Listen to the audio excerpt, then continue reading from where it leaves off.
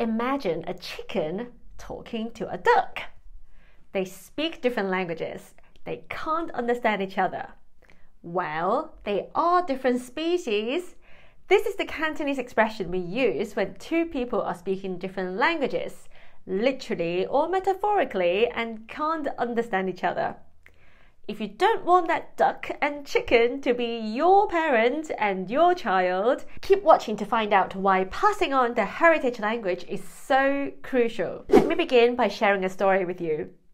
My husband and I were catching up with another couple at their house a while ago. All four of us grown-ups chatting with a drink in our hands in our friend's living room, while our four children ran around throwing toys all over the place. So a fairly typical Sunday playdate.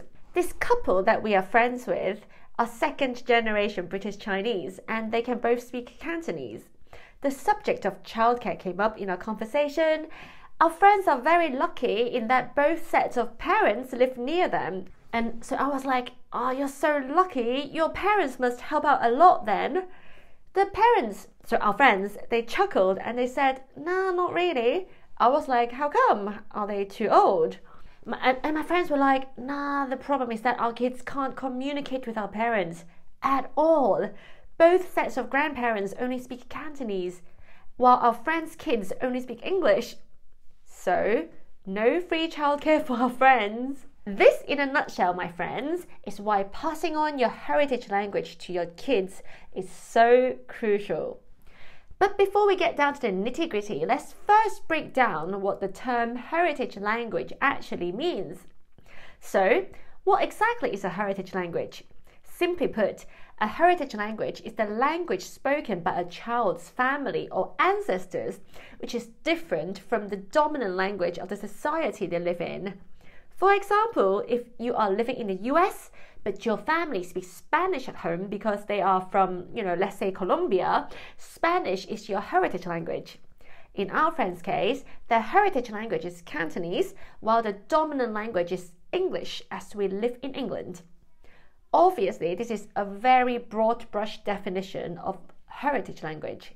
In reality, things aren't always so clear-cut. In my most watched video to date, I discussed the thought processes behind our decision to raise our kids to speak Mandarin rather than Cantonese, and oh my god, I did not expect some of the super impassioned or even vitriolic reactions to what I say in that video. Anyhow, my point is that in some families where the parents speak multiple languages, it's not always 100% clear what the heritage language is. Like even for the British Chinese family that we are friends with that I mentioned earlier in the video, their parents actually speak a bunch of variations of Chinese, but our friends learned to speak Cantonese and not the other variations.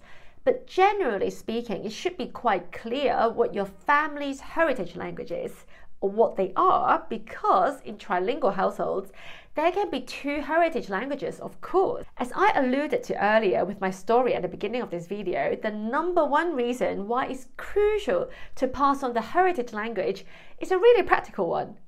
Your child's inability to speak the heritage language might prevent them from communicating with their actual grandparents and other members of the extended family, which would be a real pity, right? And it might prevent you from getting free childcare. Having a relationship with one's grandparents offers numerous benefits for children, both emotionally and developmentally. Studies have shown that children who have close relationships with their grandparents tend to have higher emotional intelligence and greater resilience. For example, research published in the Journal of Family Psychology indicates that these relationships provide children with a sense of emotional support which can enhance their overall well-being and social competence. Additionally, the intergenerational connection can offer unique learning opportunities, fostering a deeper understanding of family history and cultural heritage. Overall, the bond between children and their grandparents plays a crucial role in their psychological and social development. Why would you want to deprive your child of these benefits? Alina! I myself never had a close relationship with my grandparents due to distance, but also partially due to language. And that's something I regret. My children, in contrast, have an amazing relationship with my My children, in contrast, have an amazing relationship with my mum and my stepfather, which is really, really lovely to see. Now, let's get to the second reason why raising your child to speak the heritage language is so important. Do you know the guy in this picture? Howie D from Backstreet Boys, a boy band from the 90s you may have heard of. Those of you who have read my book or watched my other videos might be familiar with the story of Howie D, but in case you don't know, let me quickly summarize it again. Howie D, or Howie Dorough as he's officially known, was born to a Puerto Rican mother and an Irish American father. Howie D has often talked about how his inability to speak Espanol as a kid has prevented him from connecting with the Hispanic side of his heritage. But he says that luckily he learned to speak Spanish to a pretty high level which has allowed him to find his roots, so to speak. This is the second reason why you want to raise your child to speak the heritage language. It will allow them to feel a much stronger connection with their cultural identity. Another example concerns an American Korean writer called Helena Rowe, who wrote a memoir about her journey reconnecting to her Korean roots. Her family moved to Uganda and then the US when she was a child. When her family moved to Uganda, the author's parents were told that they must prioritize helping the children become fluent in English, and to do that, they should stop speaking Korean at home. This sadly marked the beginning of the author's gradual loss of her ability to speak her mother tongue. As the author herself comments in her book, she somehow retained a good receptive knowledge of the language, meaning that she could understand Korean when someone spoke to her in that language, but she pretty much lost all of her expressive language, meaning that she was no longer able to say anything in Korean, except for maybe a few basic words. Crucially, the author feels very strongly that this is not just a matter of language. For her, it's a matter of identity, of not being able to feel that she belongs to, in her own words, her own people. She talks about how as an adult, when she met other Koreans, she often felt embarrassed, even, again I quote, ashamed about her inability to speak Korean. According to the author, Koreans regard ethnic Koreans who don't speak the language with contempt. Again, that's the author's own words, not mine. In short, her inability to speak her heritage language added to that feeling of cultural isolation common to people from immigrant backgrounds. These two examples just illustrate how prevalent these feelings are and how strong they can be. By raising your child to become fluent in their heritage language, you will help them feel more secure in their cultural identity and heritage, which will have broader benefits for their personal development as well. Of course, there are loads more benefits in raising your child to speak the heritage language. Raising your child to be bilingual or multilingual in general, and regardless of whether or not you're raising them into heritage language or some other language, will bring them tremendous cognitive benefits. Watch this video where I talk about some of the amazing brain benefits of bilingualism. Many people also feel very strongly about the importance of preserving linguistic diversity, and raising your child to speak the heritage language will certainly contribute to that. And in more general terms, raising your child to speak the heritage language will, of course, help keep your ancestors' cultural heritage alive into future generations, which is something that many people would embrace. So now that you know the benefits, you might be wondering how best to achieve this in real life. Let me share with you some practical tips that will help you successfully raise your child to speak the heritage language. Tip number 1, create language immersion.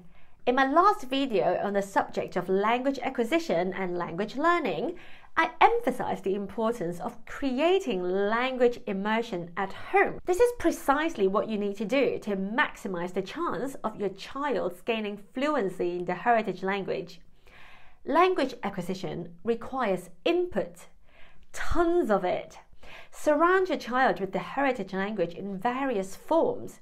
The most important form being conversations in the heritage language. Other forms of input can include books, music, movies, and so on.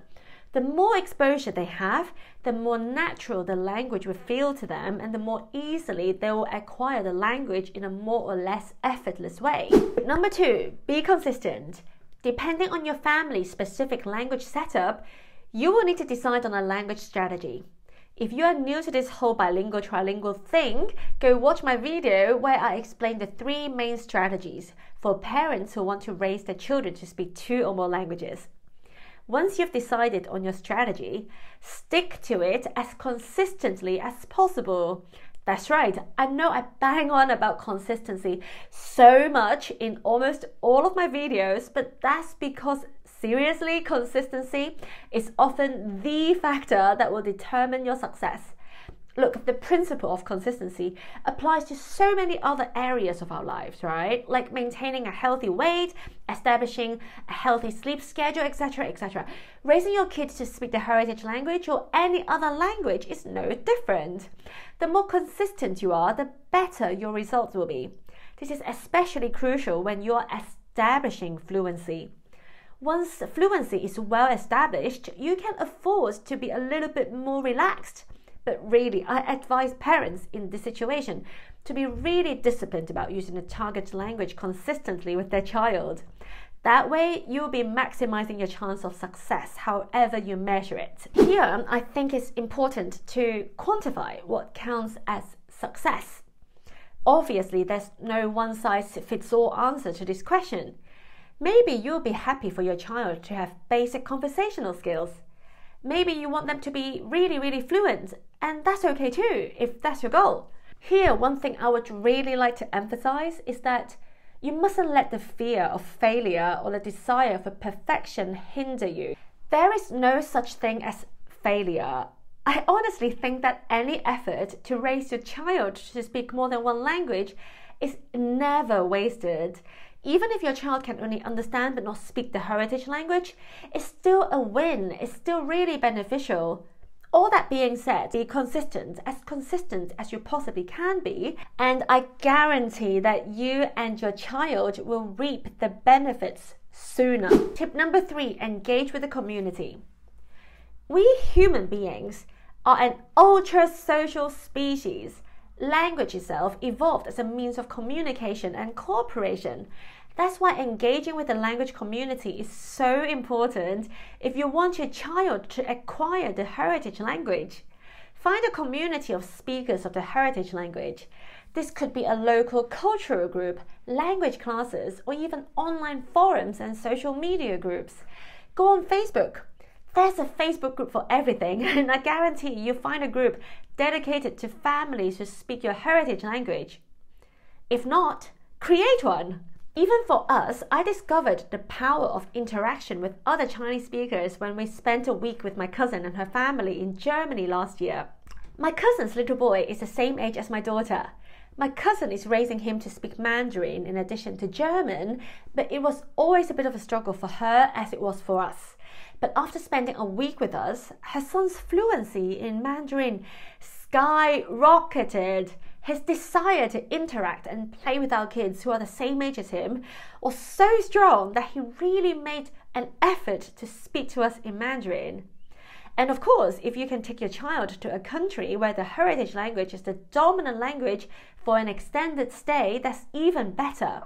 For us as well, that's a big goal for us as a family. Watch this space. I'll definitely document our journey on this channel. Tip number 4, culture and traditional celebrations. A month ago, my father-in-law, who is originally from Russia but now lives in Australia, spent a week with us here in England. It was really nice having him around. He told me he's been following my YouTube channel, cringe, and loves the content, but he said that I should point out something that's often overlooked: the cultural aspect of being raised bilingual. His 4th son, my husband's half-brother, was raised to be bilingual in Russian and English. He's now in his early 20s and has always been fluent in Russian. However, my father-in-law told me that when they watched a Russian movie together one day, his son was baffled by all the cultural references and just generally speaking the way people behave and talk and stuff. My father-in-law said that looking back, He wishes he had spent more time watching Russian movies and TV with his son when he was younger to help him understand the culture better.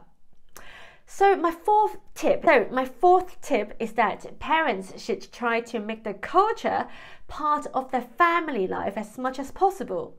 TV and movies can certainly be a part of that. Traditional celebrations are another. Watch my video where I talk about the importance of celebrating traditional holidays and see how we celebrated Chinese New Year this year.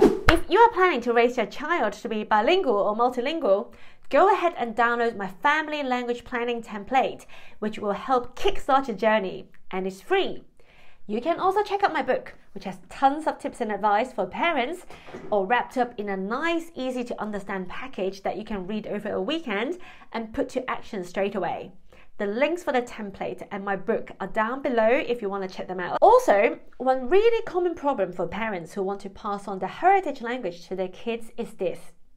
Your child understands everything you say and things that their grandparents say, but they will only respond in English or whatever the majority language is where they live. If that's you and you do want to help your child start speaking the target language, go ahead and watch this next video where I explain the exact method we ourselves use to get over this hurdle.